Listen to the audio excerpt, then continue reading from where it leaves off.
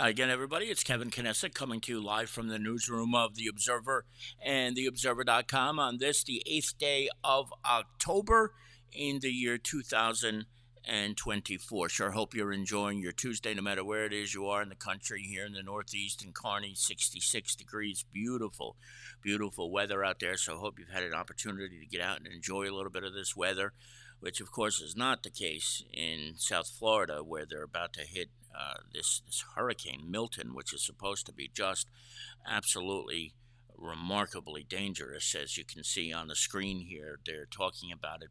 It's a category 5 right now, and maybe it'll diminish to a 4 or 3 by the time it hits the Tampa St. Petersburg area. But my goodness, anybody who happens to be down there right now, if they are not leaving, they're really putting themselves at some great risk by not getting out of there. So, as Lisa said in the chat room, prayers for Florida, because they are going to need it. The mayor of St. Petersburg, the mayor of Tampa said, if you don't evacuate, you're going to die. It was that simple. I mean, I've never heard a mayor put it in terms of something like that for a hurricane before, but it's that serious. That's how dangerous this once in a century storm is going to be. So that's where it is. So anybody who is down in that area right now, who may even be watching us, please use caution, and hopefully you're out of there on your way somewhere more inland or north.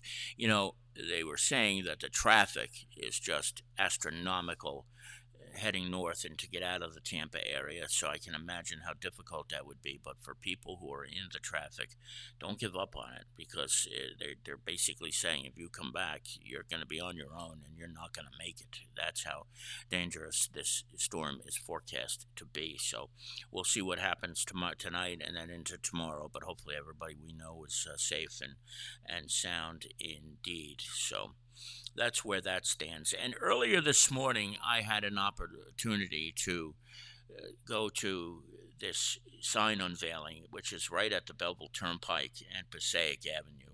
And the sign that you see here is the welcome sign. It used to be very, very plain. And John O'Connor, who you see in the picture all the way to the left, basically said, you got to do something about this. We need to make the entranceway to Kearney much more attractive. So he got the okay, and he went ahead and he spoke with John Cali III, the Cali family, and they agreed to pay for the sign, and it was finally unveiled this morning about 10 o'clock. And you can see in the picture there's a whole bunch of members of the Cali family there, and Councilman Facito, along with John O'Connor, Councilwoman Mary Trine DeCastro, and her sister Lila DeCastro, and Mayor Carol Jean Doyle are there as well. So it was a very, very beautiful ceremony this morning, and it'll be a nice new greeting for the town when you're coming in. When you're getting off that Rutgers Street Bridge, the old sign was nice. It was certainly nice, but it was kind of blah. It's just happened to be there. But, now it's there, and the Calais did indeed spend a good penny to make sure that this sign was made, and there it is. And it was finally unveiled this morning, and we thank the Calais family. They have been involved in this town for a countless number of years, and they have always been there. And, John III was speaking this morning, and when he was talking, he kept talking about how his dad, God rest his soul, always enjoyed doing great things for the town, and how the town always, in its own way, gave back to him. And it's such the truth. His loss is still felt to this day, and his son John III is certainly picking up the legacy with the rest of the family. But just amazing, beautiful new sign. Hope you have a chance to see it at the entranceway to Kearney, right off the Rutgers Street Bridge, heading up to the Belleville Turnpike. You can see it there right now in the picture. But it is still, nonetheless, it was just a very nice gesture, and great job by John O'Connor getting this done too. John truly cares about the town of Kearney, and we're very, very grateful to him for spearheading this entire project as well. Now, what you're seeing on the screen is something that was sent in the mail over the weekend. This went out, I guess it was on Saturday, and maybe people we're still getting it Monday, perhaps even today. And what you see here was basically, I guess it's a postcard size. It's the size of a postcard, and it says, "Carney forward. The silence from our third ward council candidates for this November's election makes it clear that we need an alternative. Your vote should not be taken for granted. You have an option. Make me your personal choice with a write-in vote at the bottom right of your ballot." And it is signed Renato da Silva, third ward councilman, your current third ward councilman. And I'm going to show you the other side of it too before I come back to this. This is what the second side of the card looks like. And it's a copy of the ballot. It's shrunk because you notice it goes from column A to column B to column I and all the way down in the bottom with an arrow down to where you would write in a candidate's name. Now, there's a couple of things that really stand out about this, and it's very, very scary. Number one, this quote-unquote campaign piece did not have any paid-for language on it. Whenever a candidate sends out something in the mail, no matter what it's for, it always has to say paid for by either the person who paid for it or the name of the committee or the party that is sending it out. This card had none of that at all. You can see it. And you know that there's a label covering that. There was nothing on the bottom of that. And there was no paid for language on this, which basically means that the mailer was illegal, number one, and should not have gone out without that. And a couple of questions that would pop up to me would be, who paid for this? Was it paid for by the candidate himself? Was it paid for by somebody else? I can say with unequivocation that this was not paid for by the party. The Democratic Party said that it did not pay for this. And I would also want to know if the party sanctioned something like this, because here's something you got to remember about this race. Renato da Silva was involved in the primary in June, a couple of months ago, and he lost to Fred Esteves. And so now in November, the election is Fred Esteves and George Santos, who are running against each other. Fred is the Democrat, George is the Republican. Renato, however, is not on the ballot, and he now claims, I might say wrongfully, that there's been silence from the third ward council candidates for this November's election. I'm not sure where he would get that idea from, but I know Fred has been working, and I know George has been working as well to get things prepared for the November election. So the utter arrogance to do something like this is pretty bold. It's pretty bodacious to go out there and to say that your vote shouldn't be taken for granted. Because these guys, as Melanie just said in the chat room, have been out walking the neighborhood of the third ward. And he's misstating the truth by saying that there's been silence from the third ward council candidates. That is just simply not true. Now, this may be because he doesn't go to council meetings all the time now. This may be because he doesn't show up to any town functions. I mean, when I say any, if he does come, it's for 5 minutes and he leaves. And this may be simply because he's not paying attention, or he's living he thinks this whole campaign is based on what he sees on social media. And if you base a candidacy or a race on what's on social media, folks, I'm telling you right now, you're not going to get the full accurate picture. So there are a lot of questions that need to be answered here. And I think most importantly was who paid for this and who's behind it. Because there is clearly something, I don't know what you'd call it, but this is not a typical ploy. And it's not going to do anything. It's not going to affect this election.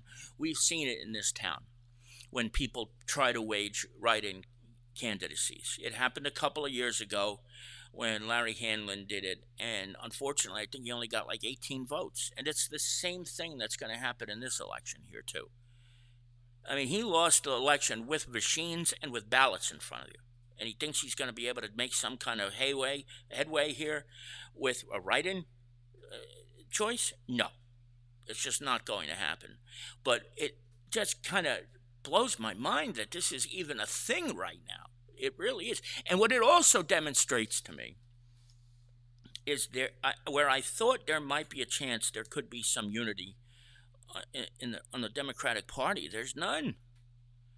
There's none, because in a good political system where things run the way they're supposed to, when you lose a primary to somebody of your own party, you then go out and you endorse the guy who won the primary. But that is not happening here. He's basically saying, I'm still the better candidate, even though you, the people, chose the other guy. Just think about that arrogance, that utter arrogance of what that is. But this is what's happening in the town of Kearney right now. It has been going on for over a year. It is so trying. It's so taxing. It's so repetitive. And quite frankly, it's sickening is what it is. And I got to be honest with you. I cannot imagine that the chairman of the county Democratic Party, which I believe is Craig Guy, the county executive, would be all too happy about this. To know that another one of his members of his party is going out and pulling a stunt like this that's going to backfire like every other stunt they've pulled. Because that's what happens. Whenever they pull these stunts, this is not the first time. It won't be the last time. And every single time they pull stunts like these, they fail. And they fail very, very ridiculously. So I want you to keep that in mind, okay?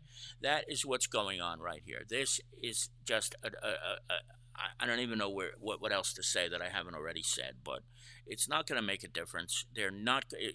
I don't know. Maybe he thinks that by doing this, that it'll take away votes from Fred or take away votes from George, and that it'll uproot the end results in November. But it's not, because he's just. I mean, can you consider the guy's never been elected himself? That should just give you an example here. This is not going to have any factor in the election whatsoever in November, but this is where we are, folks, and this is what we deal with on a regular basis in this town, and it's a shame, because the people who are hurt the most by this are not the members of the town council, it's the residents, and enough is enough. This is just incredible. All right, let's switch over now just to a couple of things that are in this week's edition of the Observer. Many of you may know the vice principal of Harrison High School, Steve Lipsky, was a councilman in Jersey City for many years, and he decided to rally up the League of Women Voters, and he brought in the League, a group of volunteers from the League in the county, and they hosted a mock election last week at Harrison High School. Now, the mock election was not with any candidates. It was a way to show the kids the process for registering to vote and using a voting machine and things of that nature. And it was a really nice morning. I got a chance to go over there and meet some of the kids who were involved and chat with Steve and a few of the volunteers from the League of Women Voters. It was a nice day. It really was. And I know the League was trying to do it in other high schools in the vicinity, but none of them have heard back from anybody, and it's just unfortunate that maybe not that many towns are taking part in it, but the bottom line is they did a great job at Harrison High School, and I want to thank Steve Lipsky for inviting me over there and for allowing me to spend an hour or two over there at the high school. It was very enjoyable, a very nice experience that I really appreciated, and it's a really good thing to see the young people taking an interest in the election. And then there was a lot of talk going on about the November election, so things were moving over there, and it was a nice day for sure. The Township of Lyndhurst, Mayor Bob Giangiarusso had their car show this past weekend, and I want to thank our friend Laura Compton for taking the pictures and sending us information about that as well, as you can see right there. And next week, the town of Kearney, through the UEZ, will be having a special dedication for the Hometown Heroes banner program. This was something that Linda DeIsa wanted to start when she took over as the director of the UEZ a couple of months ago, and she initially set out to get 40 or 50 banners, and the total right now is 198. That's just an extraordinary measure. These banners are going to go up on Kearney Avenue and will stay up until Veterans Day. And then once Veterans Day is over, they'll come down but go back up again for Memorial Day next year. And for a certain amount of years, we'll use the same ones. And then people who want to buy new ones will be able to do that in the years coming. But there will be a ceremony Wednesday, 1 week from tomorrow, at Bicentennial Park, and another good move. Congratulations to Linda for pulling off what she thought was impossible, but I'm not surprised at all that she was able to get almost 200 veterans to participate, families to participate in the banner program. Just briefly here, as we get ready to sign off, this was pretty cool. The Hudson County Board of Commissioners approved the open space trust fund funding for the Kearney Recreation slash Multipurpose Center, the picture of which you can see there, and there were a couple of other projects that they approved as well. This was kind of a foregone conclusion, but they had to vote a couple of weeks ago, and because of it, all that funding that you read about a couple of months ago over the summer will come to fruition. And the good thing is that this will go to this incredibly worthwhile project that you see here and some of the other ones in West Hudson. So things are happening with the county for sure. And I just wanted to bring this to your attention. My dear friend Mike Perrone, who is the president, longtime president, and the founder of the Belleville Historical Society, wrote an op-ed this week that he did a couple of years ago about Christopher Columbus and how Columbus has been vilified unwarrantedly. So I hope you will take a chance and read that, especially since Columbus Day is upcoming and the timing for this was absolutely ideal. So thank you, Mike Perrone, for doing this. Please, if you get a chance, check it out in this week's edition of The Observer over on page number 6. This is coming up to Hazardous Household Waste Day on the 19th of October at the DPW, where you can bring household waste. You can see on this ad that you see on page number 7. Pick up the paper if you don't get a chance to read all of this now, and it says what you can and can't get rid of. That's the most important thing too. And this is a great service that the county does all over the place each and every year. So it really makes it very easy for residents to get rid of things that they normally wouldn't be able to. So please check this out as well. Now, keep in mind that Jason Bernstein has three sports stories this week, including the Athlete of the Week, who comes from North Arlington High School. And, of course, we have in Classifieds this week 2 pages of a lot of rentals this week. You'll notice that these first 6 columns are all rentals. So there's a lot of places to rent. If you need an apartment and have $1 million, you'll be able to get a place to live for rent. And, of course, there are jobs, opportunities, and services offered as well that you'll be able to reach in this week's Classifieds also. One last thing I wanted to mention, and this was about going back a little bit to the hurricane that we were talking about earlier in the broadcast. If you're down there, and it's very possible that somebody could be watching us from South Florida somewhere, and your cell phone service goes out, if the towers go out, and you don't have your Wi-Fi, so you can't make Wi-Fi calls, and you own an iPhone, a more modern iPhone, I think it's 16, 15, 14, and 13 that have this, but don't quote me on that.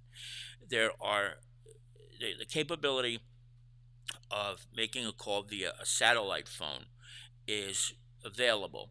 And on the Observer's Facebook page today, you'll be able to find the directions on exactly how to make a satellite phone call. I'm going to show you real quick here. Just let me get this off the screen. It's very, very simple to do. It's probably not going to show right because of the light, but all you really got to do is swipe up from the control center here and then click on the cell thing, which is green, and when you click on it, satellite call becomes one of the choices. And you couldn't do anything with it right now because there is no need to use a satellite call. But if you're out of service and you don't have any other way to make a call, it becomes active. So we have those directions on how to make those calls if you are in Florida or in any of these storm zones. And also just keep it in mind too, if you're anywhere else ever, whenever you need to make a phone call, if you're at a service area, you can use the satellite service. But the directions on how to do that on certain iPhones is on our Facebook page. Check that out today. That's going to do it for this week's edition. I want to thank each and every one of you for joining me today. Don't forget, we'll be back a week from today. But of course, if any news breaks in between now and then, we will be right there with you. So, from the newsroom of The Observer and TheObserver.com, Kevin Canessa signing off for now. And we hope to see you back here again very, very soon. Enjoy the rest of your day, everybody. Take care. Bye bye.